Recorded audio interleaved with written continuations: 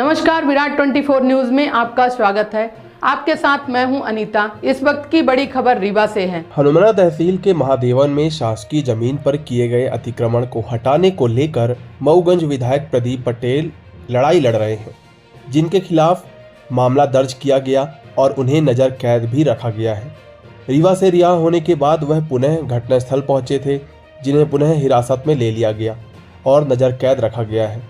मामला जिले से लेकर प्रदेश और देश की राजधानी तक गूंजा। इसके बाद अब मनगांव विधायक नरेंद्र प्रजापति मऊगंज विधायक प्रदीप पटेल से मिलने नई गढ़ी रेस्ट हाउस पहुंचे और मऊगंज विधायक से चर्चा की। साथ ही मौके पर मौजूद कलेक्टर और पुलिस अधीक्षक से भी चर्चा की है। पत्रकारों से चर्चा करते हुए विधायक इंजीनियर नरेंद्र प्रजापति ने कहा कि वह अतिक्रमण हटाने के मामले में मऊगंज विधायक के साथ हैं और वह भी चाहते हैं कि अतिक्रमण हटाया जाए। उन्होंने कहा कि 29 तारीख कोर्ट की अंतिम डेडलाइन है। 29 तारीख के बाद अतिक्रमण हटाया जाएगा। विधायक मनगांव ने आशा व्यक्त की और कहा कि हो सकता है कि अतिक्रमणकारी स्वयं आपसी सौहार्द बनाए रखने के लिए उक्त अतिक्रमण को हटा ले। आइए देखते हैं मऊगंज विधायक के समर्थन में पहुंचे मनगांव विधायक ने और क्या कहा है।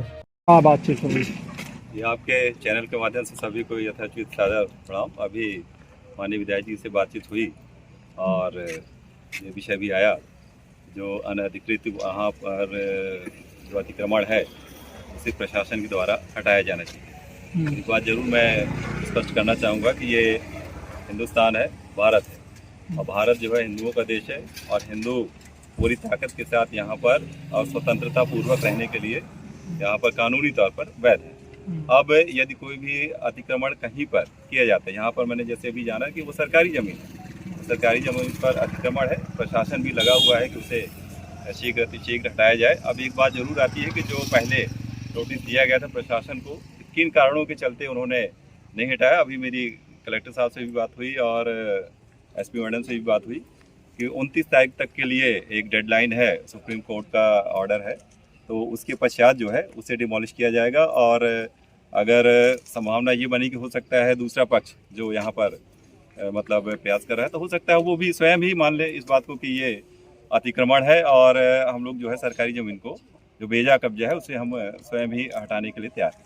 विधायक जी तो कह रहे हैं हम जब भी बाहर आएंगे तो वहीं हटाने जाएंगे। तो ठीक है, मैं तो उनके साथ में हूँ और वो ये कह रहे हैं कि जब हमको यहाँ से छोड़ा जाएगा तो हम जा करके अतिक्रमण हटाएंगे। और अतिक्रमण से हटाने के लिए प्रशासन है और जो जनप्रतिनिधि है उसी का तो दायित्व है कि सरकारी ज़मीन जो है उस पर अतिक्रमण नहीं रहना चाहिए। फिर गिरफ्तारी क्यों? गिरफ्तारी या प्रशासनिक तौर पर प्रशासन ने करके रखा हुआ है और अगर वहाँ पर बेजा ज़मीन पर किसी भी प्रकार का अवैध निर्माण है तो उसे हटाया जाना चाहिए। यही बात तो विधायक जी कह रहे हैं और यही मैं भी बोल रहा हूँ।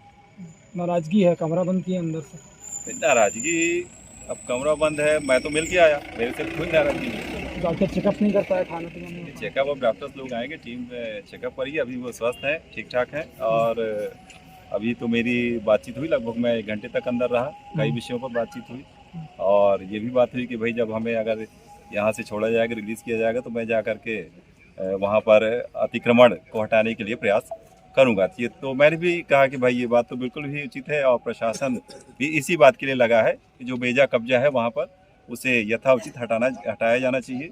जो सुप्रीम कोर्ट की गाइडलाइन है उसको मानते हुए प्रशासन भी बाध्य है, तो प्रशासन भी ये इस बात को एक तीसरा रास्ता निकालने के प्रयास में है। हो सकता है कि शीघ्र ही इस प्रकरण का जो है खात्मा हो। प्रदीप पटेल जी ने कहा था जो अतिक्रमण 4 महीने पहले हट जाना चाहिए, अभी तक नहीं होता। हाँ, ये मैं बोल रहा हूँ ना कि जो प्रशासन ने गाइडलाइन दी, 2-3 अभी मैंने ऑर्डर्स भी देखे, ब्रिजेश भैया यहाँ पर हैं कि ऑर्डर्स थे, न्यायालय के ऑर्डर है, उसका भी क्यों पालन नहीं किया प्रशासन ने, ये एक जरूर जांच का विषय है। और इसी के चलते वो क्रुद्ध होकर के स्वयं उस अतिक्रमण को हटाना चाहते हैं कि प्रशासन को जब ऑर्डर आए न्यायालय का तो क्यों नहीं हटाया गया। जिस दिन विधायक जी झारखंड चुनाव प्रचार से सीधे अनशन स्थल पहुंचे थे, उसके आधे से 1 घंटे बाद मऊगंज कलेक्टर और प्रशासनिक अधिकारी पहुंचे थे, क्या करिए? वहाँ चुनाव है झारखंड में, बिहार में, मानी जी की वहाँ पे ड्यूटी लगी हुई थी। उसके पश्चात आए जब उन्होंने देखा कि यहाँ पर अतिक्रमण अभी तक नहीं हटाया, उससे पहले वो आदेशित करके गए थे।